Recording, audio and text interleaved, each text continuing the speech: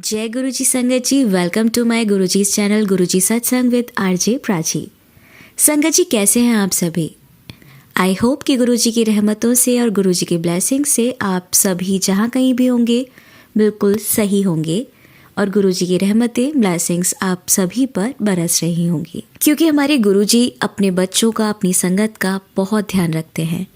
हम जहाँ कहीं भी हों वो हमेशा हमारे साथ रहते हैं। हमें किसी भी वहम में पड़ने के लिए नहीं कहते। जैसे कि मैं अगर बात करूं कि हम अभी नहाए नहीं हैं, ये सर्दी का मौसम है, तो क्या हम गुरुजी को भोग लगा सकते हैं? ये इस तरह की जितने भी वहम होते हैं ना, जो कि हम एक कहा जाता है कि हाँ, आप पूजा पाठ कर रहे हैं तो नहा धोकर अच्छे से फिर ही करना चाहिए। ये बिल्कुल ठीक बात है, ऐसा करना चाहिए। बट गुरुजी के केस में भी बहुत सफाई पसंद थे गुरुजी। मैं सारी चीज़ों को अग्री कर रही हूँ, लेकिन उसके साथ भी एक चीज़ और आ जाती है। जो हमारी न्यू जनरेशन है वो अपने तरीके से जीना चाहते हैं, और बहुत सी जगह ऐसी जॉब्स होती हैं जो कि नाइट शिफ्ट चलती है ना, और मतलब पूरा स्केड्यूल ही चेंज रहता है, सब कुछ चेंज रहता है। तो आप अपने सर्कमस्टेंसेस के अकॉर्डिंग अगर चीज़ों को करना चाहते हैं तो कोई बाउंडेशन नहीं है। मैं बात करूं कि अगर आप नहीं नहाए हैं या आपने चप्पल पहन रखी हैं, या एक ये छोटी छोटी चीज़ें होती हैं ना जो हम बहुत ज़्यादा अपने दिमाग में बिठा लेते हैं कि नहीं, ये ऐसा नहीं कर सकते, वैसा नहीं कर सकते। नो, आपकी जो इंटेंशंस हैं वो प्योर होनी चाहिए। आपके मन में हमेशा गुरुजी का स्मरण रहना चाहिए। हमेशा आप गुरुजी को अपने ध्यान में रखें, उनका सिमरन करें। तो आप, मेरा जहाँ तक मानना है, मुझे नहीं पता मैं कहाँ तक ठीक हूँ, बट मेरा जहाँ तक मानना है, हमें बिना किसी वहम में पड़े हम गुरुजी को टच करके भोग ना लगाएं, तो हम दूर से ये कह सकते हैं कि गुरुजी आइए, ये खाते हैं, आप मेरे साथ इसे ग्रहण करें, या आप जो भी आप अपनी लैंग्वेज यूज़ करना चाहें वो कर सकते हैं। आप उनको एक फैमिली मेम्बर की तरह, अपने बड़े के नाते चीज़ें सर्व कर सकते हैं, तो उसे मैं भोग लगाना कह सकती हूँ। तो इस तरीके से हम हमेशा जब गुरुजी को साथ रखते हैं ना, और हम तो इवन भूल जाते हैं गुरुजी, लेकिन वो नहीं बोलते, क्योंकि वो हमारे बड़े हैं, वो हमारा अच्छा बुरा सब जानते हैं। उन्हें पता है कि मुझे इसको ब्लेस करना है, मैं कैसे करूँगा। यहाँ तक कि हमें कभी कभी ये भी कह सकते हैं कि जब हम नहीं जुड़े होते हैं, हमें नहीं पता कि हम गुरुजी से हमें वो कब जोड़ेंगे, तो उससे पहले भी हम उनसे जुड़े हुए हैं। गुरुजी से मैं क्या कहना चाहती हूँ, मेरी बात को समझिए। हमें नहीं पता कि ये कौन सी ऐसी सुप्रीम पावर है जो हमें, मतलब एक कोई ऐसी शक्ति है जो हमें गॉड से कनेक्ट कर रही है, हमें मोटिवेशन दे रही है ना। तो वो जब तक हमें नहीं पता होता कि वो गुरुजी हैं, तब भी वो हमारे साथ थे। यानी कि हम जब उनके साथ नहीं जुड़े थे तब भी वो हमारा साथ देते थे। वो चीज़ हमें बाद में रियलाइज़ होती है जब हम उनसे जुड़ जाते हैं कि अच्छा, तो ये तो मेरे साथ तब ऐसा हुआ था, तो इट मीन्स कि तभी से गुरुजी हमारे साथ हैं, हमें ब्लेस कर रहे हैं। हमें पता ही नहीं था कि वो गुरुजी हैं, कि हमारे माँ बाप, हमारे सखा, हमारे परिवार के सदस्य, सब कुछ है गुरुजी। तो बस उन्हें अपनाइए, उनसे अपनी सारी बातें शेयर कीजिए जो आप कभी कभी किसी से नहीं कह सकते। कुछ बातें ऐसी होती है ना जो हम अपने आप से अपने अंदर रखते हैं, तो उन्हें अपने अंदर ना रख के हमें गुरुजी के सामने बोलकर नहीं तो मन ही मन में हम गुरुजी से बात करते हुए उन बातों को कह दें। तो क्या होगा कि आपके अंदर की जो भी चीज़ें हैं जो आपके दिमाग में चल रही हैं, जो स्ट्रेस डाल रही हैं, वो स्ट्रेस नहीं डालेंगी। आप अपने मन से वो सारी चीज़ें निकाल दोगे, अपने गुरु पास से कह दोगे, और फिर देखिएगा वो चीज़ें ऑटोमेटिकली ठीक होना स्टार्ट हो जाएंगी। तो बस मैं यही कहना चाहूँगी कि बहुत सारे वहमों में ना पड़ के बिल्कुल प्योर हार्ट से चीज़ों को मानना शुरू कीजिए, चीज़ों को करना शुरू कीजिए। अब नया साल आने वाला है, 1-2 दिन रह गए हैं, फिर न्यू ईयर होगा। तो सब लोग स्टार्टिंग में तो कह लेते हैं कि ये हम ये करेंगे, ये रेजोल्यूशन वो, बट 1-2 दिन के बाद वो चीज़ें बेकार हो जाती हैं, नहीं कर पाते। बट चीज़ों को मोटिव ना बनाते हुए करना शुरू कीजिए, क्योंकि हम कहना बहुत आसान होता है कि हम ये करेंगे, बट उसको सच में फॉलो करना बहुत मुश्किल है। तो बस यही है कि चीज़ों को ना बोलकर जस्ट उनको करना शुरू कीजिए, तो चीज़ें ज़रूर होंगी और सब कुछ अच्छा होगा। जो चीज़ें जिनकी लाइफ में ठीक नहीं चल रही, मैं गुरुजी से अरदास करूँगी कि हम सभी की लाइफ को ब्लेस करें, और सबसे बड़ी बात कि हमेशा हमारे साथ रहे, चाहे हमारा प्लस टाइम हो या माइनस हो, बट आप हमें खुद से दूर मत होने देना।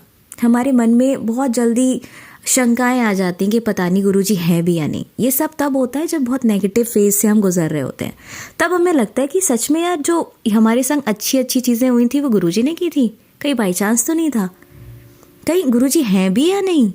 ये सारी चीज़ें आती हैं मन में, क्योंकि हम इंसान हैं और इंसान का दिमाग उसी हद तक जा सकता है जितना जा सकता है, नहीं तो फिर हम तो भगवान ही हो जाएंगे ना।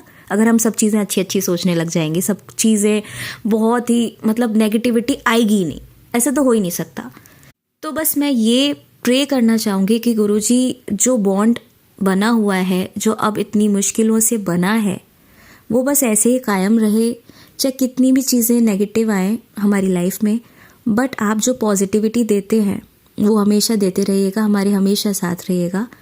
और अपनी जो ये ब्लेसिंग्स देते हैं ना, जिसके थ्रू हमें समझ आता है कि हाँ ये गुरुजी हमारे साथ हैं, वो हमें हमेशा देते रहिएगा।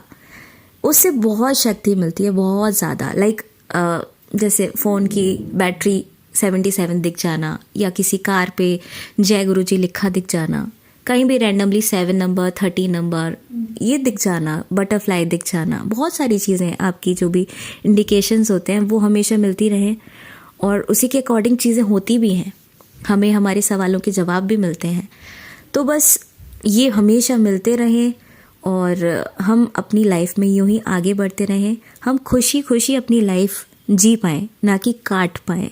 होता ना लाइफ कट रही है, तो वो बस कटे ना, हम उसको जी पाएँ, क्योंकि पता नहीं कब किसका आखिरी समय हो और वो अपनी लाइफ को जी चुका हो। चाहे लाइफ छोटी हो या बड़ी हो, बट हम खुल के जी पाएँ उसे, इतना मैं चाहूँगी। गुरुजी आपसे अरदास करूँगी कि सबकी लाइफ में खुशियाँ दीजिए। पैसा हो ना हो, बट उसकी लाइफ में खुशी होगी तो बहुत कुछ होगा। खुशी का वरदान मांगना चाहती हूँ मैं सभी के लिए। तो खुशी में सारी चीज़ें आ जाती हैं, उतना ज़रूरत का पैसा भी आ जाता है जो आपकी लाइफ को अच्छा जीने के लिए, आपको खुशियाँ देने के लिए ज़रूरी है, उतना आप कमा सकें। सबकी हेल्थ अच्छी रहे, सब कुछ अच्छा रहे, नए आने वाले सालों में सब कुछ बहुत अच्छा अच्छा हो सभी के लिए। और जो जिसके लिए गलत भाव रखते हैं, उनका जो भी विचार हैं उन्हें गुरुजी बदलें, उनको भी पॉजिटिव करें, उनके दिमाग को भी पलट दें, वो भी अच्छा अच्छा सोचें, वो भी सब अपनी चीज़ों को समझें कि हम क्यों कर रहे हैं किसी के लिए भी गलत। तो बस गुरुजी ऐसा कुछ कर दीजिए, तो ये बहुत बड़ा चेंज आ जाएगा सभी की लाइफ में। मैं बस यही कहना चाहती हूँ।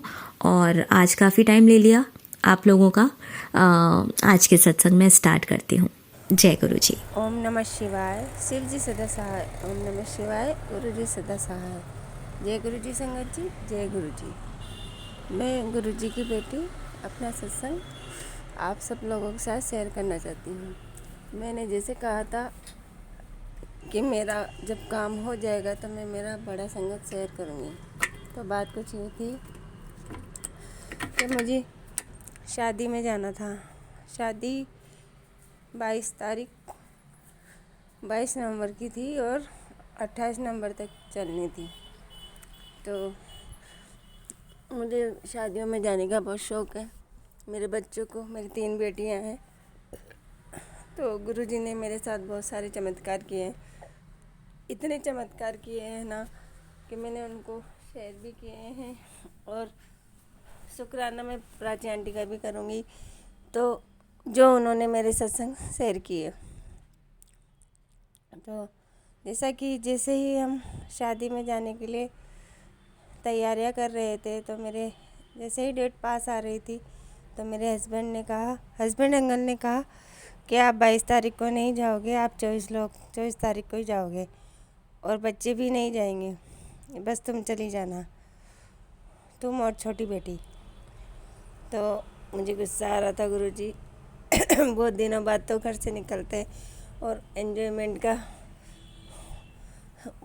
फेस्टिवल आता है, तो कुछ भी त्यौहार आता है या फिर शादी ब्याह आते हैं, तो इस तरह से मेरे हस्बैंड नाटक करने लग जाते हैं, लड़ाइयाँ भी करने लग जाते हैं। मैं कहीं जाने का नाम लूँ तो लड़ाइयाँ करने लग जाते हैं, क्योंकि उनकी ड्रिंक पीने की आदत है और ड्रिंक में व्यक्ति अपना आपा खो देता है और कुछ भी ये चाहता है कि बस उसके आसपास ही रहे, लोग उसकी सेवा करें, स्पेशली उसकी वाइफ को। तो और मेरी जाने की इच्छा थी, तो मैंने गुरुजी से पहले ही अरदास लगा रखी थी कि गुरुजी मुझे शादी में जाना है मेरे बच्चों के साथ और वहाँ एंजॉयमेंट करना है, बहुत एंजॉयमेंट करना है। बहुत दिन हो गए गुरुजी एंजॉयमेंट किए हुए, तो आप मेरे हस्बैंड को संभाल लेना और मेरे हस्बैंड उस शादी में न जाने पाए, क्योंकि उनकी ड्रिंक करने की आदत है, तो ना वो खुद एंजॉय करते हैं ना दूसरों को करने देते हैं, और हो सकता है तो लड़ाइयाँ भी कर सकते थे। तो मैंने गुरुजी से कहा कि गुरुजी मेरे हस्बैंड प्लीज़ शादी में नहीं जाने पाए। तो संगत जी, जैसे ही 24 तारीख का दिन आ गया, उससे एक दिन पहले मेरे हस्बैंड ने मेरी बेटी से भी लड़ाई कर ली। तो बेटी भी नाखुश थी मेरे हस्बैंड से और उसके प्री बोर्ड भी चल रहे थे, तो उसने कहा उसके प्री बोर्ड 26 तारीख को ख़त्म हो रहे थे लास्ट, लेकिन उसका जो प्री बोर्ड थे उसका लास्ट जो पेपर था उसके वो ऑप्शनल था, चाहे दो या ना दो। तो उसने कहा मम्मी मैं पेपर छोड़ दूँगी, तो मैंने कह दिया ठीक है, अगर ऐसा ही है तो छोड़ देना, बाकी और तो दे के आना। तो गुरुजी मैं 24 तारीख को अपने बच्चों के साथ ट्रेन में तैयारी करके चली गई और मेरे हस्बैंड से पता नहीं गुरुजी ने क्या चमत्कार किया, तो उस दिन जिस दिन हम जाने लगे उस दिन कोई कुछ लड़ाई भी नहीं हुई, कुछ कहा भी नहीं। और जब मैंने पैसे लेने के लिए कहा कि मुझे शादी में खर्च करने के लिए पैसे चाहिए, तो वो भी दे दिए। ये सब गुरुजी का चमत्कार था, वरना वो हर बार टांग अड़ाते हैं, कुछ ना कुछ लड़ाई तो करते ही हैं। और जब हम स्टेशन पहुँचे तो मैंने गुरुजी से कहा गुरुजी आप भी चलिए मेरे साथ, शादी में एंजॉय करिए, हम सब एंजॉय करेंगे। गुरुजी आप मेरा साथ देना, वहाँ पे मेरे बच्चों की रक्षा करना, सबकी रक्षा करना, शादी बड़े आराम से होए। तो गुरुजी मेरे साथ चले और इस बीच में हमारे साथ पता नहीं क्या चमत्कार हुआ संगत जी, मैं आपको बताना चाहूँगी। जैसे ही हम ट्रेन में बैठे, मैंने गुरुजी का ब्रेसलेट हाथों में डाला हुआ था, क्योंकि लॉकेट स्वरूप खुल गया था तो मुझसे पिरामिड में नहीं आ रहा था, तो मैंने ब्रेसलेट हाथों में डाल लिया और मैं ट्रेन में बैठी हुई थी। जैसे ही हम अपने डेस्टिनी पे पहुँचे तो उसके 2-3 स्टेशन पहले एक व्यक्ति ट्रेन में चढ़े और वो हमारी सीट के सामने बैठ गए।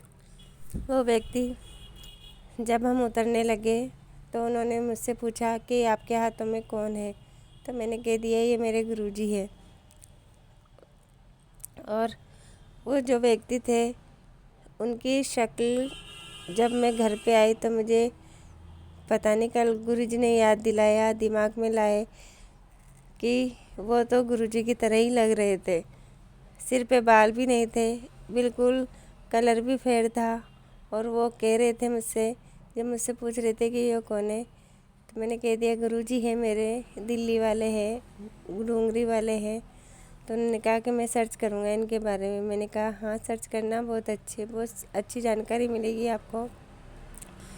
और उन्होंने कहा मैं भी ध्यान में, मेरे भी गुरु हैं, मैं भी ध्यान करता हूँ, तो मुझे बहुत बेनिफिट हुआ। मैंने कहा हाँ बहुत अच्छा बेनिफिट होता है, आप यकीन करके मानिए। तो इस तरह हमारी बात हुई और हमारा डेस्टिनेशन आ गया। जैसे हम उतरने लगे तो उन्होंने मुझसे कहा आपके पास बहुत सारा सामान है, मैं आपको छोड़ देता हूँ। तो हमने मना कर दिया, नहीं हमें नहीं, हम चल जाएंगे, जैसे हम आए थे वैसे हम चले जाएंगे, क्योंकि लगेज था वो हल्का था।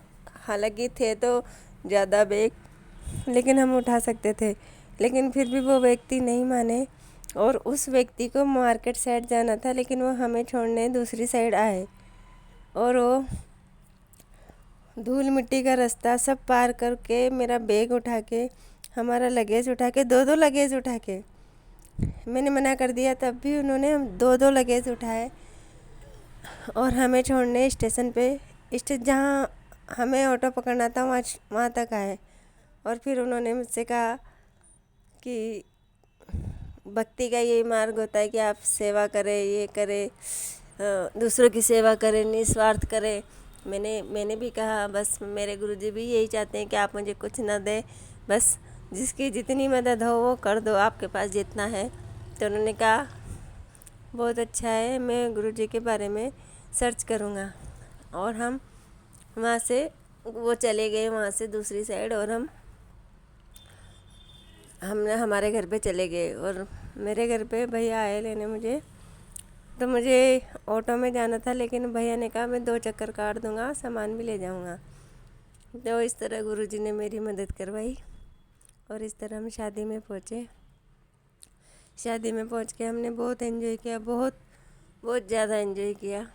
और जैसा कि मेरी बेटी का पेपर था, दूसरे दिन मेरी बेटी का साइंस का पेपर था। हम आए थे 24 को, मेरी बेटी आई थी 25 को। उसकी चाची की भी रिश्तेदारों की शादी थी हमारी साइड, तो वो कार में बैठ के आ गई। लेकिन कार में बैठने से पहले उसने कहा कि मम्मी अगर पापा नहीं आए तो बहुत अच्छी बात है, क्योंकि वहाँ आएंगे तो ना खुद एंजॉय करेंगे ना हमें करने देंगे। तो ऐसे बेटी मेरे घर पे पहुँची वहाँ पे शादी में, तो उसने वहाँ पर मुझसे यूँ कहा कि मम्मी अगर आज मैं पापा नहीं आए ना तो मैं आपके गुरुजी को मानने लग जाऊँगी। तो मैंने कहा देख आज तो नहीं आए, बारात का दिन आ गया था, बारात जाने वाली थी, तो उस दिन तो उन्होंने, मेरे हस्बैंड ने मना कर दिया आने के लिए। मैंने कहा ठीक है आप कल आ जाना। तो उन्होंने कहा हाँ मैं कल आ जाऊँगा, कल मेरी छुट्टी है। तो फिर मेरी बेटी ने कहा मम्मी पापा नहीं आए तो ज़्यादा अच्छा हो, मैं आपके गुरुजी को सच्ची में मानने लग जाऊँगी। तो गुरुपा ने पता नहीं क्या चमत्कार किया मेरी बेटी के लिए। तो मेरे हस्बैंड नहीं आए, दूसरे दिन भी पूरी शादी हमने एंजॉय करी और हम घर आ चुके हैं। और मैं घर पे बैठ के फ्री होकर, क्योंकि बहुत सारा काम है, गुरुपा सब जानते हैं बेटी फ्री होकर ही काम करेगी, तो मुझसे अभी आधा ही काम हुआ है और मैं फ्री होकर गुरुजी का सत्संग शेयर कर रही हूँ। सत्संगत जी अगर मेरे इस सत्संग में कुछ गलतियाँ हों तो प्लीज़ मुझे माफ़ कर देना। लेकिन आप जैसे कहते हैं ना, हम इंसान हैं और भगवान जो आते हैं हमसे मिलने इंसान के रूप में ही आते हैं, तो हम नहीं पहचान पाते। तो जैसे कि ट्रेन में हमें वो मिले थे, गुरुजी ही थे, ये मैं पक्का यकीन करके कह सकती हूँ। सेम वही थे, कलर, साइज़, हेल्थ, सिर पे बाल भी नहीं थे और बातें भी अच्छी कर रहे थे। तो यहाँ आके मुझे रियलाइज़ हुआ कि तो गुरुजी थे। और संगत जी जब मैं ये बात सोचती मेरी छोटी बेटी को बताने लगी, तो मैंने उसको बुलाया कि चुन बेटा यहाँ आओ, मुझे आपसे बात करनी है। तो जैसे ही मैंने उसको ट्रेन वाली बात बताई, उनका बेटा उस दिन अपन को मिले थे ना अंकल, तो बताया हो तो संगत जी यकीन मानिए मेरे बोलने से पहले उसने खुद ही कह दिया मम्मी वो गुरुजी थे। मेरी छोटी बेटी भी इतना विश्वास करती है गुरुजी पे। मैंने उसको बताया नहीं, लेकिन उसने मुझसे कह दिया मम्मी वो गुरुजी थे। तो जब छोटे बच्चे को ही विश्वास है तो हम कौन हो सकते हैं, क्योंकि बच्चे तो मासूम होते हैं और उनको लगता है ना कि हाँ ये भगवान है, तो उनकी दृष्टि में वही होते हैं। और कोई माने या ना माने, मुझे तो यकीन है कि वो मेरे गुरुपाई थे जो हमारी मदद कर रहे थे, और उसके लिए मैं गुरुपा को बहुत बहुत शुक्राना करती हूँ। शुक्राना गुरुपा, आप ऐसे ही हमारी मदद करते रहे, मेरे बच्चों की करते रहे गुरुपा। मेरे पति में भी सुधार आ गया है पहले से, गुरुपा ऐसे ही मदद करते रहे, सब लोगों की करें, जो दुखी है, जिसकी जैसी रिक्वायरमेंट है वैसे उनकी मदद करे गुरुपा। संगत जी बस यकीन करिए, बस मानो, कुछ न मांगो आप, कुछ न चढ़ाओ। बस मैं पूरी शादी में बस गुरुजी का नाम ले लेती थी, जब याद आता था, जब लड़के की एंजॉयमेंट रहता था, लेकिन दिमाग में गुरुजी तो थे ही सही। और मैंने जितने भी प्रोग्राम हुए उसमें मैं वो ब्रेसलेट पहन के गई हूँ, तो गुरुजी मेरे साथ थे और साथ रहेंगे। इसके लिए मैं गुरुपा का बहुत बहुत धन्यवाद करती हूँ। संगत जी, आपने मेरा सत्संग सुना, इसके लिए मैं आपको बहुत बहुत धन्यवाद देती हूँ। और मेरे सत्संग सुनाने में कोई गलती हो तो प्लीज़ मुझे माफ़ कर देना। और प्राची आंटी, आपको भी बहुत बहुत शुक्राना, बहुत बहुत धन्यवाद जो आप हमारा सत्संग शेयर करती है। मैं बहुत खुश हूँ क्योंकि मेरे 2 सत्संग शेयर हो चुके हैं और मैं बहुत बहुत बहुत खुश हूँ। तब मैं अपने सत्संग को विराम देती हूँ और नेक्स्ट सत्संग की तैयारी करती हूँ। ओम नमः शिवाय, शिवजी सदा सहाय। ओम नमः शिवाय, गुरु जी सदा सहाय। गुरुपा सब पे मेहर बनाए रखना, सबका भला करना, सरबत का भला करना मेरे गुरुपा। लख लख शुक्राना गुरुपा, लख लख। संगत जी, आइए अब सुनते हैं हमारी दूसरी आंटी का सत्संग। जय गुरु जी, शुक्राना गुरु जी। मैं गुरुपा की बेटी कविता दिल्ली से मैं अपना शुक्राना सत्संग आगे जारी रखना चाहूँगी। ओम नमः शिवाय, शिवजी सदा सहाय। ओम नमः शिवाय, गुरुजी सदा सहाय। गुरुपा लॉटरी व जैकपॉट्स का हिंट देते थे, पर वो मुझे समझ नहीं आता था क्योंकि ना 1 रुपये की कमाई का कोई जरिया नहीं था मेरे पास। मुझे बहुत साल हो गए थे कि मेरी कहीं जॉब ही नहीं लग रही थी और मैं अपने बेटे को भी खो चुकी थी। डाइवोर्स मेरा हो चुका था और आगे भी बहुत कुछ मेरी लाइफ में हो गया था। बहुत सारे इंसिडेंट्स हुए थे जिससे मैं बर्बाद होती चली गई टोटल। लोगों ने मतलब यहाँ तक नहीं छोड़ा कि मेरा कहीं काम भी लग जाए, कि मैं कमा के खा लूँ, अपने पैरों पे खड़ी हो जाऊँ। मतलब किसी भी प्रकार का कैसा भी काम नहीं मिलता था मुझे। अब मैं गुरुपा से जुड़ी थी 2024 की फरवरी से। अब वो जो जो मुझे उपाय समझ में आते, जैसे मेरे पास बंदोबस्त होता तो मैं उन उपायों को कर लिया करती थी। गुरुपा कुछ होता है तो मैं उपाय करने में देर नहीं लगाती आपकी बेटी, क्योंकि ये भी मेरे मेरे भले के लिए ही आपने सोचा है। अगर ये उपाय आप करवा रहे हैं तो उसमें भी मेरा भला ही होगा गुरुपा। और मैं तो बाहर मैं तो बाहर की कोई चीज़ें खाती भी नहीं थी कि मतलब हाँ भी मेरा कोई एक्स्ट्रा खर्चा हो। ये बहुत अपने मतलब बहुत अपने खर्चे को बहुत मुश्किल से ही मैं किया करती थी, क्योंकि मैं पूरी पूरी ही डिपेंडेंट थी अपने पेरेंट्स पे। मैं अपनी माँ पे पूरी डिपेंडेंट थी, वो मेरा खर्चा उठा रही थी। तो मैं और उपाय करने के लिए कहाँ से पैसे लाऊं? थोड़े बहुत होते थे तो वो मैं उपाय कर लिया करती थी। गुरु को कहते कि ना ये चीज़ जल में बहा, तेरे सारे दुख उसी के साथ में जल प्रवाह हो जाएंगे, तेरे घर में अमृत वर्षा होगी। बहुत बड़ा हादसा टाला है बेटा, 15 दिन ये पाठ सुन, पाठ करना शुरू कर दे। तेरे कर्म जब तक नहीं कटेंगे मैं कुछ नहीं कर सकता। सच में मेरे कर्म बहुत मांडे थे पिछले जन्म के। और फ्रॉड से बचने का सत्संग सुन, और सुन सीक्रेट हिंट सुन। मैंने गुप्त संदेश का वीडियो भी डाला है, वो भी मैंने सुना। और गुरुपा ने बार बार काढ़े पीने का सत्संग दिया था, और वो कह रहे थे कि सफ़ेद चीज़ किसी की नहीं खानी है, सफ़ेद चीज़ें अपने घर में डेली कम करनी है, यही सत्संग सुनवाते। संडे ना शाम को घर में ना चावल का मैंने भोग लगा दिया था। आज रात ना राजमा चावल बने थे।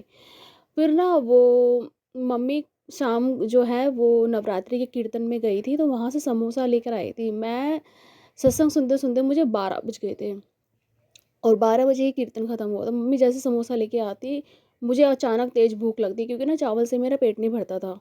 मुझे आधी रात के बाद भूख लगने लगती थी। वो समोसा मैंने खा लिया रात को 12 बजे, 12:30 बजे। और फिर खाना खाने के बाद ना आधी रात आधी रात को आधी रात को ना मेरे पेट में ना बहुत तेज़ की दर्द होता है, बहुत तेज़, इतना मरोड़ सा उठता है, और उल्टी जैसा दर्द, जैसे उल्टी भी आ रही हो।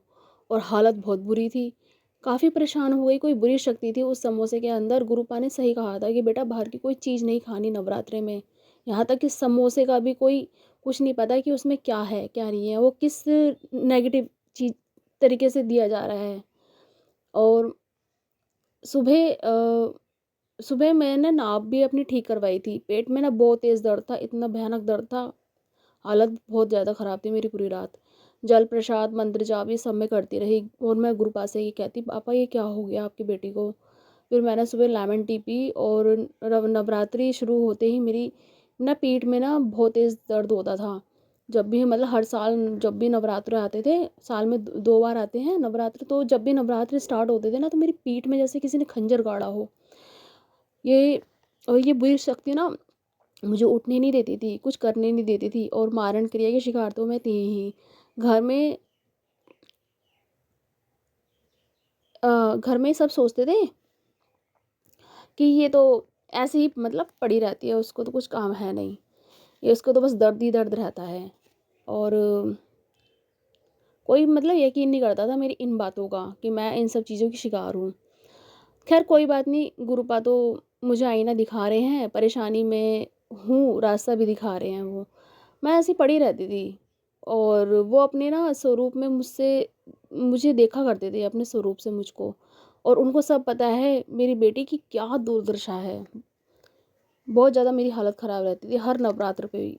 मतलब मेरे साथ ना नवरात्र पे ना जो लोग बुरी शक्तियों का फ़ायदा उठा रहे थे, वो ऐसे मतलब नवरात्रों के दिन में ज़्यादा करते थे ये क्रियाएं, वो बढ़ा देते थे और मैं पड़ी ही रहती थी ऐसे। और मेरे तेज़ दर्द रहता था, बहुत भयानक दर्द उठता था अंदर से मेरे पीठ की हड्डी में, लेफ़्ट साइड वाली पे, और सर्वाइकल में से भी मैं परेशान थी। तो ये गर्दन में भी मेरे उसी ब्लैक मैजिक का ही दर्द था, ब्लैक मैजिक के कारण किया जा रहा था। मुझे पूरा बीमार कर रखा था टोटल। बर्बाद तो मैं थी, मेरा घर बस नहीं चुका, मेरा घर उजड़ चुका था और मेरा बेटा भी मेरे हाथ से चला गया। तो 1 रुपए की कमाने की कोई कमाई भी नहीं थी मेरी। तो मैं हर तरीके से बर्बाद थी और अपने मायके में ऐसे ही बोझ बन के पड़ी हुई थी। अब गुरुपा कहते कि ज़्यादा चालाकी जो है ना, वो ज़्यादा देर तक नहीं चलती है, तुसी चुप रहो।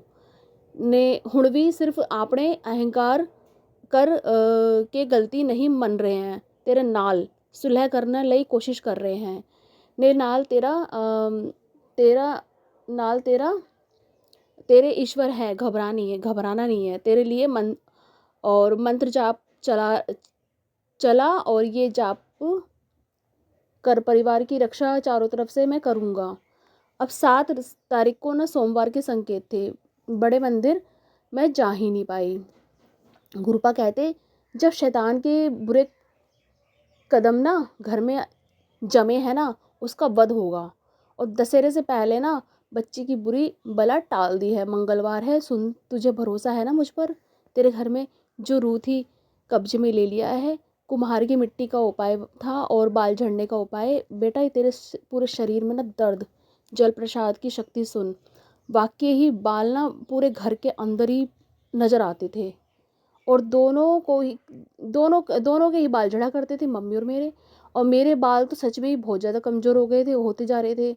आज तो मैंने दुर्गा सप्तशती का पाठ लगा दिया, वही चलता रहा।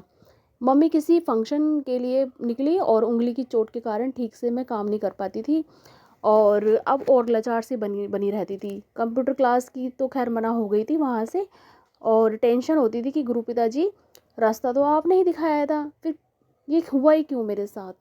फिर आपने मुझे रास्ता ही क्यों दिखाया? कंप्यूटर के लिए उम्मीद ही क्यों जगाई थी? और जो मुझे चोट की दवा मिली थी ना, उसे मैं खा खा कर गहरी नींद, मुझे जो मेरे हाथ में जख्म था, उंगली में गहरा जख्म था, कप की डंडी से मेरा मतलब शनिवार को मेरे इतनी बड़ी बला कटी थी मेरी उंगली के ऊपर, उसकी वो ठीक नहीं होने को आ रही थी। तो मैं वो उसकी दवाइयाँ खा रही थी, तो मुझे गहरी नींद आती थी। और मंगलवार 9 बजे से 51 हाँ 9 बजे ना सब इंस्पेक्टर का कॉल आता है कि कोर्ट आ जाना। मैंने जपजी साहब का पाठ व मंत्र जाप लगाया सुबह और इतने में तैयार होकर ना घर से निकलती हूँ मैं।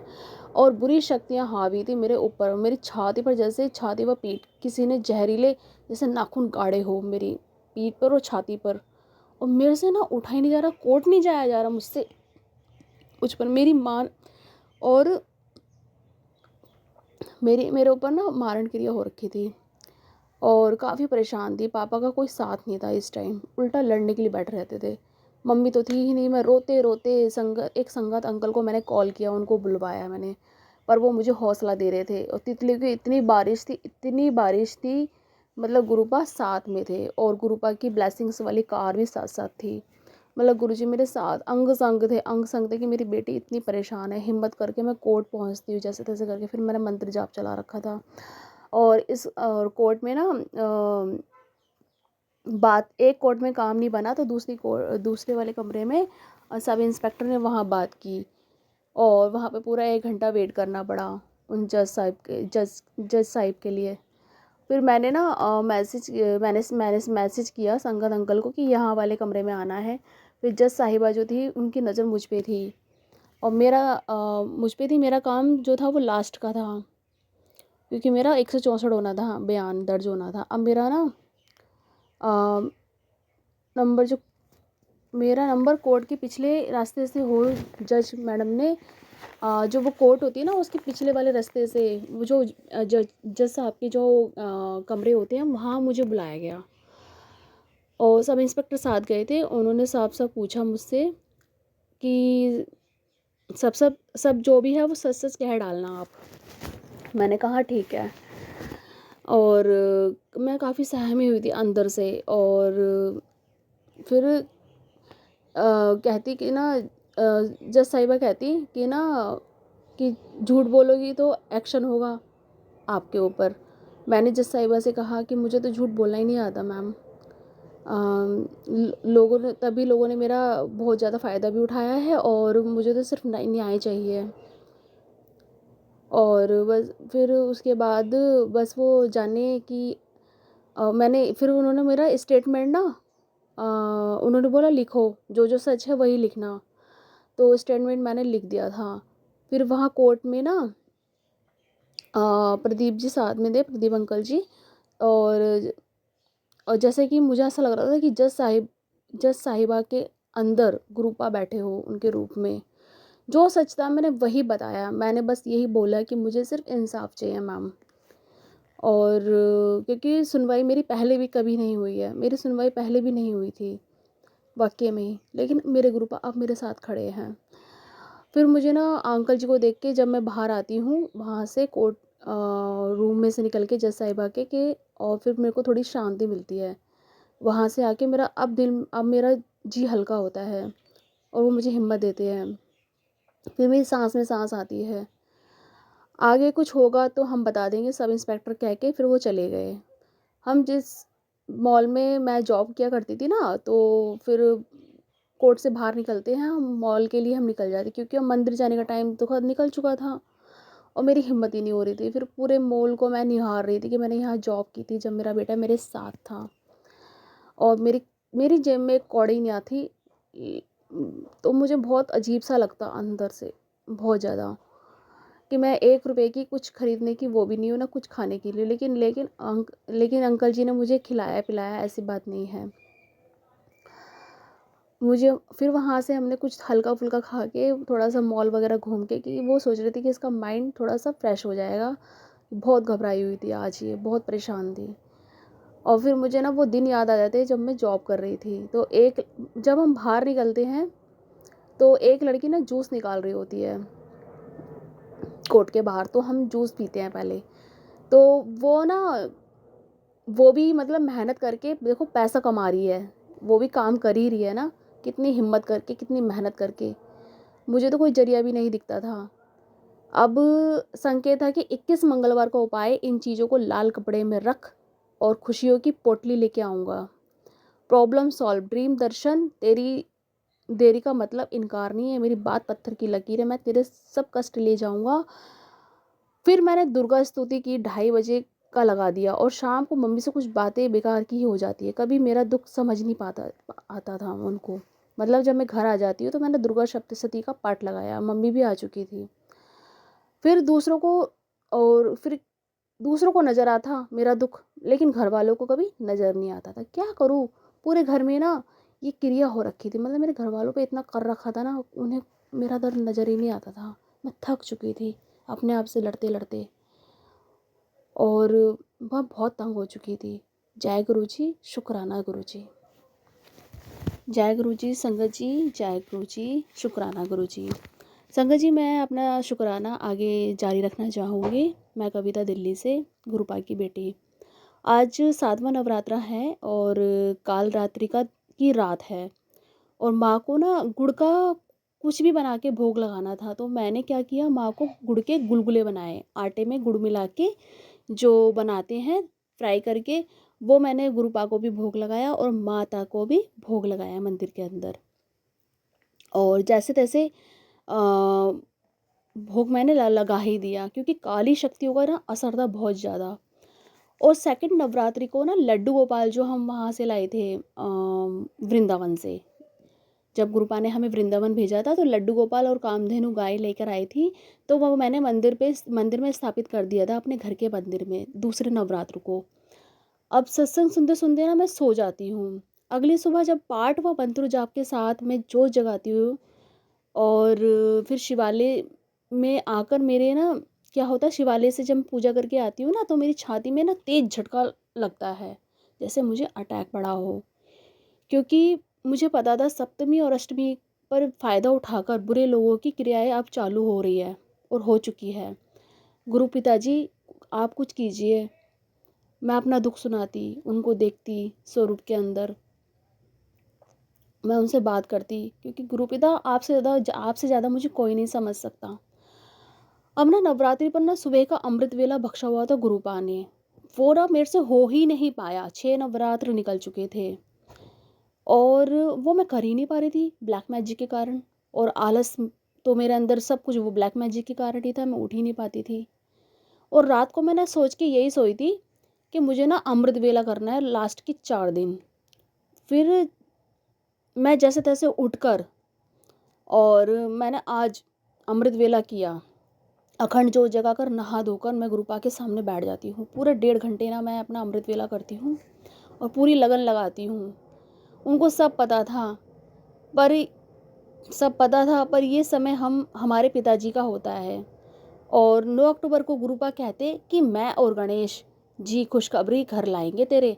मंदिर में बैठा हूँ बेटा, विश मांग ले, तेरा टाइम आ गया है, अर्जी कबूल कर ले और रोना बंद कर। 4 महीने के लिए ये मत कर और मतलब सफ़ेद चीज़ों को बंद कर दे। साथ में ना माता रानी के गाने भी मैं सुना करती थी। कॉलोनी में भी काफ़ी ज़्यादा रौनक थी, मूर्ति लगाई हुई थी माता की, और सुबह शाम ना रौनक रहती थी, मतलब पंडाल के अंदर। सुबह की जोत मैं अपने घर में किया करती थी और मंदिर में भी जगा कर आती थी। गुरुपा की भी जोत जगाती थी शाम को भी मंदिर में मैं जोत जगाती थी। और फिर गुरुपा कहते कि ना लखा तैनू गिरान दी कोशिश कर ले, कदे भी ना सोची कि तेरे नाल कोई नहीं खड़ा है गया। मैं तेरी बाँह फड़ी हुई है बेटा। और दुर्गा स्तुति के 8वें अध्याय का पाठ कर। मैंने ये पाठ किया, जैसे ही मुझे ये संकेत आया ना, मैंने ये पाठ किया सबसे पहले दुर्गा स्तुति का 8वां अध्याय। या तो फिर सुन, उससे जो भी तेरा शत्रु है ना, वो छुपके जो बैठा है, वो गलत कर्म कांड करता है, उसका तो सर्वनाश ही होगा और तेरी माँ तेरी रक्षा स्वयं करेंगी। और चिंता ना कर, आखिरी फैसला जो है ना वो तेरे हक विच होगा बेटा। तेरा गुरु बहुत दयालु है पुत्र। और पुत्र दुखी नहीं, तुझे तो दुखी मैं देख ही नहीं सकता, तुझे मैं दुखी नहीं देख सकता। अब अगली सुबह ना दुर्गा अष्टमी का भारी दिन, मेरे लिए तो भारी दिन था भाई। अमृत वेले में उठकर मैंने गुरुपा से, मतलब यानी कि मैं नहा धोकर और अखंड जोत जगा के फिर बैठ जाती हूँ कनेक्शन बनाने अगले दिन का अमृत वेला करने के लिए।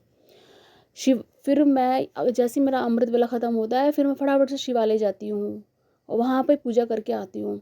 फिर घर पे आके अपना चाय नाश्ता करके आज मैं बड़े मंदिर के लिए निकलती हूँ। वीरवार का दिन है आज।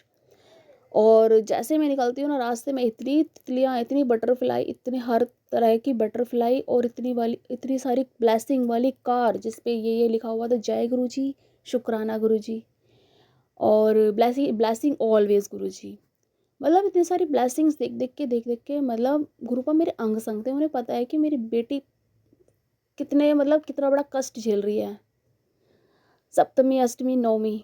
और मैंने भी सोच लिया था कितनी ही परेशानी क्यों ना आ जाए, मैं आज तो अपने गुरुपा से मिलने जाऊंगी, कितनी भी अड़चन क्यों ना आ जाए। तो मुझे ना बस तो आराम से मिल जाती है और मुझे करने थे माँ कात्यायनी के दर्शन। क्योंकि जब भी मैं बड़े मंदिर जाती थी ना, तो मैं ये बोलती थी नवरात्रों में ज़रूर मैं कात्यायनी की माता के दर्शन करूँगी। तो ना सब फिर मैं ना एक स्टैंड में आगे उतर जाती हूँ, क्योंकि मंदिर के आगे से बस तो जाती नहीं है, जा नहीं रही थी आज तो नवरात्रों में। तो मैं आगे उतर के फिर मैं उल्टा पैदल चल कर आती हूँ। तभी मुझे ना एक लेडीज़ मिलती है और वो कहती कि ना कि मैं आपके साथ दर्शन करूँगी और मैं आपके साथ साथ पूरा मंदिर घूमूंगी। अब उनको पता है गुरुपा को मेरी बच्ची अकेली है, उन्होंने उनको भेजा। ऐसा कौन बोल सकता है, और ऐसे किसी को क्या ही पड़ी है।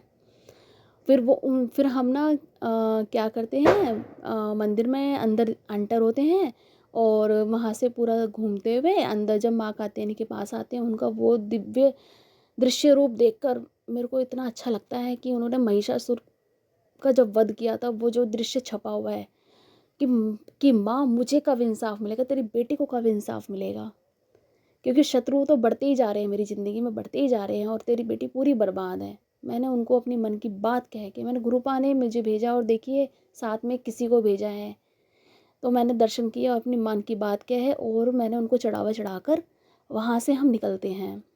और फिर मैंने चलते टाइम में थोड़ा सा मतलब भंडार प्रसाद खाया बैठकर मंदिर के अंदर पूड़ी के साथ में, और सीताफल की सब्जी थी। और फिर पूरा मंदिर घूमते घूमते घूमते घूमते हम मंदिर के बाहर आ जाते हैं, क्योंकि अब मुझे बड़े मंदिर के लिए देरी हो रही थी। उनको जाना था साईं मंदिर, मैंने वो मुझसे कहती है आप चलेंगे, मैंने बोला नहीं, मुझे बड़े मंदिर जाना है, मैं लेट हो जाऊंगी। फिर मैं आगे एक स्टैंड तक पैदल चलती चलती चलती चलती मैं जाती हूँ, पैरों में दर्द होने लग जाता है और बस का वेट बहुत देर तक किया, 1 घंटे तक किया बस। फिर मैंने गुरुपा कुछ कीजिए, पैरों में दर्द हो रहा है, बहुत तेज़ दर्द हो रहा है। और तभी गुरुपा कहते, मैंने जब फ़ोन में देखा तो हिंट था कि बड़ा करिश्मा के साथ सब बदलेगा, सोने पे सुहागा होगा, तेरी श्रद्धा व शुक्राने से मैं खुश हूँ। और सप्तमी अष्टमी के साथ पैसे कमाने का नया मार्ग वाला भी सुना मैंने, तेरे घर आया था, कुछ देखा है मैंने बेटा, तेरे पैर की ना मिट्टी लेके शमशान में गाड़ी हुई है। फिर मैंने थोड़ा सा वेट करती और मुझे 434 बस मिल जाती एसी वाली और मुझे राहत मिलती। बड़े मंदिर में जैसे ही मतलब मैं एंटर होती और मतलब बड़े मंदिर में एंटर होके हम जहाँ पे जोड़े जमा कराते हैं वहाँ पे बिठा रहे थे सभी संगत को। मैं टाइम से पहले ही पहुँच गई थी, क्योंकि मंदिर तो शाम को खुलता है, मतलब मंदिर को शाम को 1 घंटे बाद खुलना था। फिर हम शब्द सुनते रहे, फिर मैंने ठंडा ठंडा जल प्रसाद पिया, मैंने 3 गिलास से जल प्रसाद पिया और मुझे बहुत शांति मिली। फिर 1 घंटा वहाँ बैठ के फिर हम और आगे बढ़ते हैं, फिर वहाँ पे आधा घंटा और बैठते हैं, फिर हम चलते हैं, फिर गुरु पिताजी के दर्शन करते हैं। और मैंने गुरु पिताजी को कहा कि आपकी बेटी आ गई नवरात्रि में वीरवार को पापा, सप्तमी अष्टमी का क्या संयोग है। फिर तो वो सब जानते ही थे। फिर मैंने चाय प्रसाद पिया और बाद में मैंने लंगर प्रसाद खा के बहुत ज़्यादा मुझे तृप्ति मिलती है और अंदर से दिल शांत होता है। जल प्रसाद लेके मैं एग्ज़िट हो जाती हूँ। त्योहार के समय ना जाम ज़्यादा था और काफ़ी लंबा लंबा जाम लगता था त्योहारों की वजह से। फिर चिराग दिल्ली तक आते आते बहुत जाम लग रहा था, क्योंकि वहाँ पे बहुत बड़ा मेला लगा हुआ था। अब सेकंड मैं कॉर्नर पे तो थी, मैंने बस ड्राइवर को बोला कि आप दरवाज़ा खोल दीजिए, मुझे यहाँ से उतर के सेकंड बस लेनी है। उन्होंने खोल दिया, मैं वहाँ से पैदल चलकर सेकंड बस में बैठ जाती हूँ। और थोड़ी देर बाद मंत्र जाप करते करते करते मैं मतलब जाम भी खुल जाता है और मैं आराम से 8 बजे तक घर पे पहुँच जाती हूँ। मैं जय गुरु जी को कहती, मैं अपने गुरुपा को कहती कि पापा बेटे की बहुत याद आती है। तो पापा कहते कि बेटा पुत्र तेरे जो पैरों में दर्द रहता है ना, चलने में दिक्कत होती है, तो सुबह उठकर ना पैरों पर हाथों से ना थापी मारा कर और पंजों पर ना सीधा बैठा कर और बैठने की कोशिश किया कर। और नसें ना ऐसे ब्लॉक हो जाती है, इसलिए दर्द होता है, बैठा नहीं जानता, चला नहीं जानता और सब दर्द ख़त्म हो जाएगा। तो ये काम कर बेटा, सुबह उठ के ये काम करना शुरू कर, मैं तेरे भले के लिए ही कहता हूँ। अब 11 अक्टूबर को क्या था, अष्टमी और नवमी प्लस दोनों एक साथ, कंजकों का मेला सा लगा हुआ था। मैंने फटाफट से अमृत वेला किया मैंने। अब कपड़े धोकर ना, मैं तो कपड़े धोने चली जाती हूँ नीचे, इधर कंजकों का खाना बन रहा होता है सुबह उठकर। फिर मैं ना फटाफट से अपना नहा धोकर 1 घंटे के अंदर, इतनी देर में खाना बनता है, मैं अपना कपड़े उपड़े धोकर नहा धोकर शिवालय होकर आ जाती हूँ मंदिर। और इधर ना कंजकों की वेट हो रही होती है, इधर पूजा हो चुकी होती है माता रानी की और कंजकों का वेट हो रहा होता है। तो इतनी देर में मैं भी पूजा कर लेती हूँ। जब मैं पूजा करती हूँ ना, हलवा पूड़ी और मतलब सभी चीज़ों का भोग लगाती हूँ और क्या कहते हैं, मतलब बतासे और लौंग का जोड़ा मैं भी चढ़ाती हूँ, तो माता खुद आती है, स्वयं मुझे दर्शन दे के जाती है जोत के अंदर। वो अपने आप ही मतलब जोत, मतलब अपने आप ही मतलब जोत के अंदर दर्शन दे जाती हैं और वो प्रसाद खाकर जाती है। वो ना जब प्रसाद खा रही थी तो बहुत आवाज़ होती है, मतलब इतनी चिड़चिड़ चिड़चिड़ सी आवाज़ होती है। जब मैंने उसके अंदर कंडे के ऊपर रखकर जब भी मैं भोग लगाती हूँ तो बहुत तेज़ से आवाज़ आती है और प्रसाद खाती हूँ और अपने आप खुद जोत कैच होती है। तो मैं कहती हूँ, माँ आप मतलब आपकी आशीर्वाद से मैं इतने सालों तक अछूती रही माँ। जय कालका माँ, जय कैला देवी माँ और जय नौ देवियों की जय हो, जय नौ माता रानियों की जय हो। माँ ने मुझे आशीर्वाद दिया, मेरी पीठ थपथपाई। और फिर उसके बाद ना फिर कंजकें आती है। मैं तो बाहर थी क्योंकि भाई मेरी भाभी मुझे पसंद नहीं करती, खाना वही बना रही थी, तो मैं तो व्रत वगैरह रखती नहीं हूँ। वो उन्होंने मम्मी ने और भाभी ने मिलकर दोनों ने फटाफट से कंजकों को प्रसाद वगैरह बांटा, उनको खिलाया अच्छे से बिठाकर। पूजा पाठ सभी हो चुके थे। मैंने बस क्या करा, गेट पे खड़े होके गीले दुपट्टे से मैं उनको एक टक देखती रही, ये बाहर निकलेंगी तो मैं इनकी आंखों में देख के जय माता दी बोल के और इनका पैर साफ करके इनको विदा करूँगी। क्योंकि गिफ्ट बढ़ चुके थे अंदर। अब मेरे पास स्पेशल मेरे ना तो मेरे पास पैसे थे देने के लिए, जो देना था घर वालों ने ही दिया था। मेरे पास कुछ नहीं है गुरु पिता कंजकों को देने के लिए। मैंने उनकी आंखों में देख के जय माता दी कहते हुए विदा किया उनको अच्छे से। मतलब नवमी का जो है ये काम कंजक वाला और प्रसाद वाला अच्छे से हो चुका था। अब हमने सबने प्रसाद खाया, चाय भी पी, सबने अच्छे से प्रसाद खाया नवमी का, हलवा पूड़ी चने का। और मैंने गुरुपा को सबसे पहले भोग लगाया था। तो गुरुपा वो भोग प्रसाद खा के जाते हैं, मेरा थाली प्रसाद खाकर जाते हैं, ग्रहण करके जाते हैं। जय गुरु जी, शुक्राना गुरु जी। उनको प्रसाद बहुत पसंद आता है। और फिर हम सब ने भी खाया। फिर खाने खाने के बाद मुझे ऐसा नशा चढ़ता है नींद का। मुझे जाना था मंदिर और मंदिर में वो काम करने जाना था, मुझे आज चुनर चढ़ानी थी, तो वो आज काम हो ही नहीं पाया। मुझे लगा कि मैं अब जाऊंगी, मैं अब निकलूंगी, अब निकलूंगी, अब निकलूंगी, और मैं निकल ही नहीं पाई। और मेरे अंदर इतने आलस जकड़ा हुआ था, बुरी शक्ति हो रही, मैं बिस्तर में पड़ी रही और सत्संग सुनती रही। और शनिवार का दिन का संकेत था, दशहरे के बाद से न्यू लाइफ चालू हो जाएगी। अपने बालों में ये लगा भैरव बाबा का आशीर्वाद है। परिवार पे जो कष्ट था उसका मैं पाप के कष्टों का दहन कर रहा हूँ और हर नेगेटिविटी का हल है इसमें। जय गुरु जी, शुक्राना गुरु जी। जय गुरु जी संगत जी, शुक्राना गुरु जी। मैं गुरु पिता की बेटी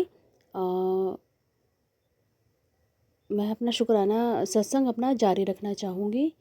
अब मुझे ना अगले दिन का इंतज़ार था कि मुझे माँ कालका के पास जाना है और चुनर चढ़ाने का काम करना है, क्योंकि पूरे नवरात्रों में ये आखिरी ही समय बचा था मेरे पास। तो मैंने फटाफट से अमृत वेला करके उसके बाद फिर मैं 7 बजे के आसपास नहा धोकर चाय नाश्ता करके उससे पहले शिवालय मंदिर हो आती हूँ। चाय नाश्ता करके फिर मैं मम्मी से कुछ पैसे ले लेती हूँ और जो पैसे बन पड़ते हैं वो मैं उनसे ले लेती हूँ और माँ कालका के मंदिर पहुँचती हूँ। और वहाँ पे मैं एक दुकान वाले भैया से, जो दुकान पड़ती है वहाँ से, मैं एक एक सामान के लिए उनको बोलती हूँ कि आप अच्छे से इनका पैसे लगा लीजिएगा कि मेरे इतने पैसों में ये सामान आ जाए। उसमें हनुमान जी का चोले का सामान भी था और माँ कालका का पूरा सामान था और वो सब आ चुका था उन पैसों के अंदर। और मैंने माँ शीतला के लिए भी 2 चूनर ले ली थी। और जब मैं ये सामान खरीदती थी ना तो वहाँ पर मुझे तितलियों के दर्शन हो जाते हैं। तो मतलब गुरु पिताजी चाहते हैं कि ये काम इसका होना चाहिए। वो मेरे अंग संग थे, तो मैं कहती जय गुरु जी। और वो भैया मेरी परेशानी को समझ रहे थे तो उन्होंने सामान उतने पैसों में दे दिया था। अच्छा, फिर मैंने थोड़ी देर पहले देखा था कि कि कितने बजे तक नवमी का समय है। तो नवमी का समय मेरे पास सिर्फ 1 घंटे का रह गया था। जैसे मैंने वो सामान ख़रीदा, मैंने फटाफट से पास वाले मंदिर में ही, जहाँ पे माँ कालका की मूर्ति है बहुत बड़ी वाली, वहाँ पे मैं पहले भी चढ़ा चुकी हूँ। माँ को चुनर और हनुमान जी को चोला। मैंने इस सेकंड टाइम मतलब इससे पहले मैंने अलग अलग जगहों पे चढ़ाया था, तो मैंने आज ये जो मौका लगा दोबारा इधर लगा, तो मैंने यहीं चढ़वा दिया। सबसे पहले पहले पंडित जी से मैंने बात की कि पंडित जी ये सामान मेरा चढ़ा दीजिए, और उन्हें मैं फिर मैंने उनसे पूछ के आज्ञा ली। फिर मैंने माँ कालका के आगे खड़े होके और उनको नतमस्तक करके उनको सारी परेशानियाँ बता के, और अपने जो लौंग और कपूर का काम था वो भी मैंने कर लिया। और फिर माँ की चुनर चढ़ चुकी थी, माता को माला भी चढ़ चुकी थी, और उनको श्रृंगार का सामान भी चढ़ चढ़ रहा था। और उसके बाद उनको नारियल का भी प्रसाद का भोग लगाया माता को, और अपना सारा दुख बता के मैंने ये काम अच्छे से संपन्न करवाया। फिर मैंने हनुमान जी को चोला चढ़वाया। चोले का सामान मैंने वहीं रखवा दिया था, वो कहते कि हम बाद में चढ़ा देंगे। इसके बाद ना फिर मैंने क्या किया, सभी देवी देवताओं के आगे जोत करी, धूप बत्ती करी अच्छे से, और नव जो ग्रह थे वहाँ भी मैंने पूरे अच्छे से राउंड लगा के वहाँ भी, और मत्था टेका शनिदेव को पूरे नवग्रह के साथ में। साईं बाबा को भी मत्था टेका, और शिव पार्वती की जो मूर्ति थी गणेश जी के साथ में वहाँ भी मैंने पूजा की। और फिर मैंने शिवालय में जल चढ़ाने के लिए, वो कहते हैं कि ना जल है नहीं, तो मैं चढ़ाना चाहती थी, वो मुझे जल वहाँ पे नहीं मिला चढ़ाने के लिए। अब मैं पंडित जी कहते हैं कि ना तुम्हारे ऊपर बहुत परेशानियां हैं, मुझे पता है तुम अंदर से बहुत परेशान हो। तो मैंने उनको एक दो बातें बताई, तो वो ना मुझे नींबू का उपाय कुछ बता रहे थे। तो मैंने बोला, फिर वो कह रहे कि ना 4 शनिवार आ जाओ, 2 नींबू ले आओ। तो मैंने उससे पहले मैंने बोला था कि गुरुपा कि क्या कहते हैं, मेरे पास देखो पंडित जी मेरे पास पैसे नहीं है इतने सारे कि मैं कुछ ऐसा काम करवाऊँ अपना, मतलब उतारे का या कुछ भी है, या पूजा करवाऊँ। कहते कि ना आपको ज़्यादा पैसा नहीं देना पड़ेगा, सिर्फ 2 नींबू लाने हैं और 4 शनिवार आना है। अब मैं मन में सोचती कि ये नींबू वाला उपाय तो मेरे गुरु पिता जो है ना, ये वो तो करवा ही रहे हैं। तो फिर मेरे दिमाग में आया, फिर मैंने गुरुपिता तो नींबू का काम तो मेरे से घर पे ही करवा रहे हैं, तो मेरा यहाँ आना ठीक रहेगा कि नहीं। फिर मैं उनसे इतनी ही बात कर रही थी, और मंदिर के बाहर ना प्रसाद यानी कि भंडारा प्रसाद बढ़ चुका था। मेरा बहुत मन था, लेकिन ना मैं ना अपनी पूजा संपन्न कर रही थी, तो मैं खा नहीं पाई वो प्रसाद। मेरा बहुत मन था और भूख भी लगी थी। तभी ना एक लेडीज़ अपने बेटे के साथ में, और उसका भाई था। मैं पंडित जी से जिक्र कर रही थी कि ना पंडित जी मुझे तो माँ कालका के दर्शन हो जाएंगे। तो कहते हाँ हो जाएंगे। मैं दर्शन दुर्लभ तो नहीं, कह रहे हाँ हो जाएंगे। तो मैंने पंडित जी मुझे माँ झंडे वाली के पास भी जाना है, वहाँ पे भी दर्शन करने हैं। तो फिर कह रहे कि जैसी इच्छा। कह रहे जब आपने मैंने बोला जब मैंने माँ कालका को यहाँ सामने देख लिया तो समझिए कि मैं दर्शन कर चुकी हूँ। कह रहे हाँ ये भी बात है, उसे तो किसी भी रूप में देख लो, वो यहाँ खड़ी है तो समझो कि आपको दर्शन यहीं मिल गए। तो मैंने बोला फिर मैं यहीं से अपना झंडे वाले मंदिर निकल जाती हूँ। मैंने पंडित जी को दर्शन दे के, और वो लेडीज़ मेरी इतनी बातें सुन रही थी। जब मैंने झंडे वाले का जिक्र किया तो वो कहती कि ना मुझे भी झंडे वाले मंदिर जाना है, हम भी चलेंगे आपके साथ। अब ये देखिए ये क्या मतलब कितना बड़ा संकेत था, क्या था मुझे पता नहीं है। गुरुपा ने कैसे भेजा उनको मेरे साथ में। और फिर फटाफट से वहीं से प्रोग्राम बना, और उनको मैं बस स्टैंड पे टर्मिनल पे ले जाती हूँ। हम वहाँ पे बात करते खड़े होके बस का वेट करते हैं। मैंने बोला देखिए आप मेट्रो के लिए तो ज़्यादा पैसे हैं नहीं, है ना, इतने पैसे तो हो नहीं पाएंगे, तो मैंने बस से ही चलते आराम से, इसमें किराया भी नहीं लगेगा। उसका बेटा 10 साल का था, और वो उसका ना पति साथ नहीं था, भाई था। तो मेरे गुरुपान का रास्ता मैंने गुरुपा का रास्ता दिखाया। वो ना अपनी परेशानी बता रही थी कुछ। तो मैंने सिर्फ गुरुपा का ही उनको मतलब संकेत दिया कि आप बड़े मंदिर ज़रूर जाओ। आप तो बल्कि पास में रहती हो गुरुपा के, तो आपको तो बड़े मंदिर जाना चाहिए। अब हम झंडे वाले मंदिर के लिए बस पकड़ते हैं। तो एक पहले बस जो मिलती है, फिर उसमें हमारी बातें होती रहती है। अब मैं सत्संग नहीं सुन पाती हूँ, मैं उनकी बातें सुनती हूँ। वो परेशान थी कुछ ज़्यादा ही, क्योंकि वो अपने बेटे का पालन कर रही थी। लालन पालन कर रही थी।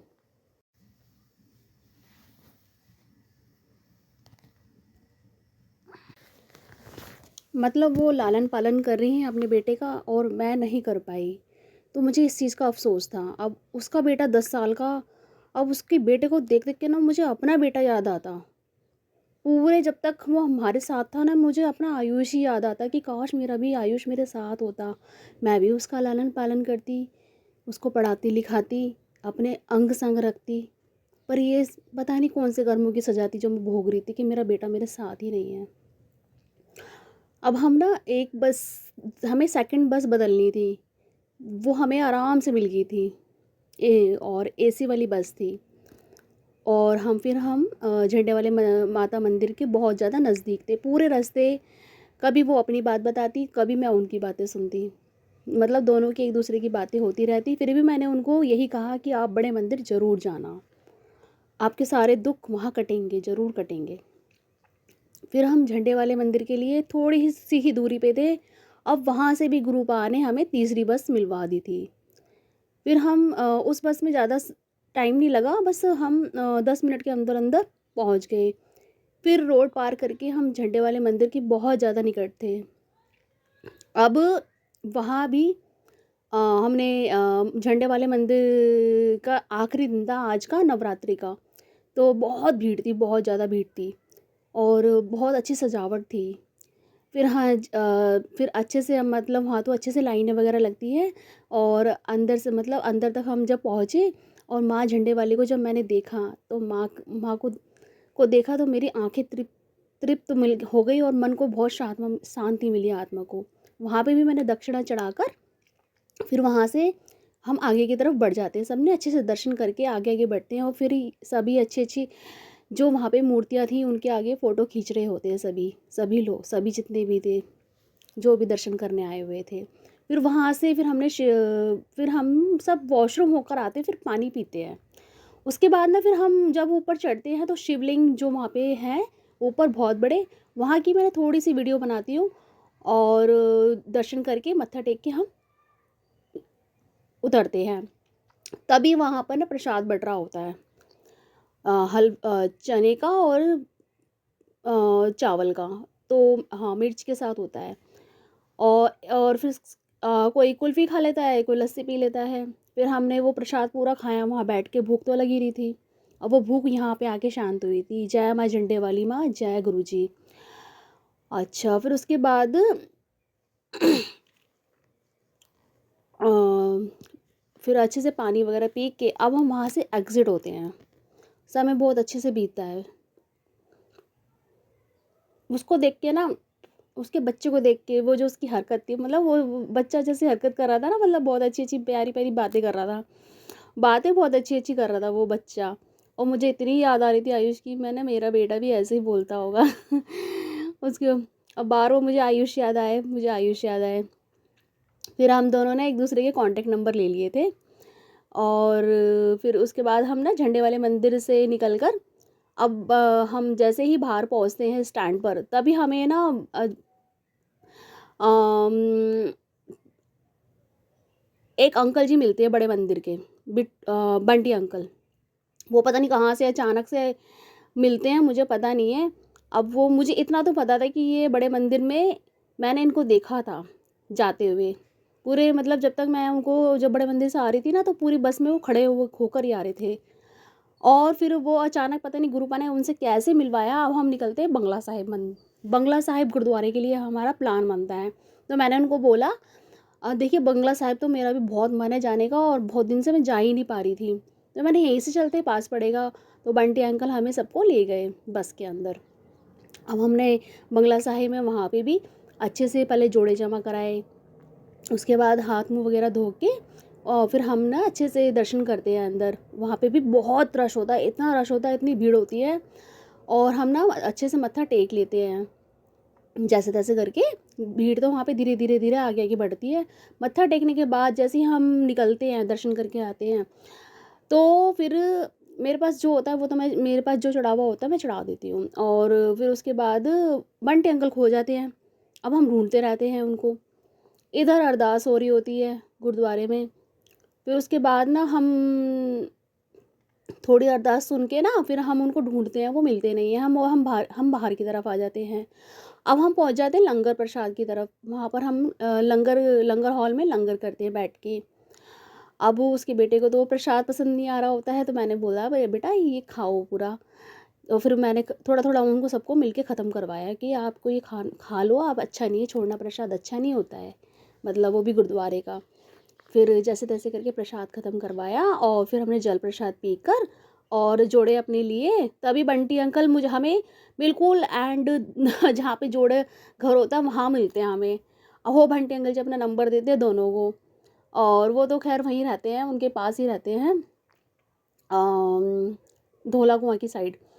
फिर वो कह रहे थे कि ना कि मैं तो बेटा ऐसे ही यहाँ पे सबकी सेवा करता हूँ, गुरुद्वारे में सेवा बनती है वो करता हूँ, बड़े मंदिर की जो सेवा होती है वो करता हूँ। अब वो अपनी कुछ दास्तां बता रहे थे, तो वो हम सुन रहे थे। फिर वो कहते हैं कि बहुत अच्छी बात है अंकल जी, अब देखिए ज़िंदगी तो काटनी ही है आगे, सेवा करते करते काटेंगे तो वो हमारे लिए बहुत अच्छा ही है। कहते हैं कि ना किसी को बड़े मंदिर आना होता है, किसी को गुरुद्वारे आना होता है, मुझे सेवा बख्शी हुई है, मैं यही काम करता हूँ। फिर उसके बाद हम सभी अपने घर निकल जाते हैं, वो उनके साथ निकल जाते हैं, मैं भी अपनी बस पकड़ लेती हूँ। जय गुरु जी, जय गुरु जी, शुक्राना गुरु जी। आप सभी के सत्संग बहुत ही ब्लेस्ड और अद्भुत थे। उन्हें पढ़कर, उन्हें सुनकर मुझे बहुत अच्छा लगा और मैं गुरु जी से अरदास करूंगी कि वो आप पर और आपकी परिवार पर यूं ही अपनी ब्लेसिंग्स बरसाते रहें। और इसी के साथ मैं संगत जी से कहना चाहूंगी कि वो भी अपने सत्संग यदि संगत जी के साथ शेयर करना चाहते हैं तो मुझे मेरे व्हाट्सएप नंबर पर या जीमेल आईडी पर भेज सकते हैं। आपका सत्संग भी संगत जी के साथ जरूर शेयर किया जाएगा। इसी के साथ अब मैं गुरु मंत्र जाप करना चाहूंगी, आप भी मेरा साथ दीजिए। ओम नमः शिवाय, शिवजी सदा सहाय। ओम नमः शिवाय, गुरुजी सदा सहाय। ओम नमः शिवाय, शिवजी सदा सहाय। ओम नमः शिवाय, गुरुजी सदा सहाय। ओम नमः शिवाय, शिवजी सदा सहाय। ओम नमः शिवाय, गुरुजी सदा सहाय। जय गुरु जी, शुक्राना गुरु जी।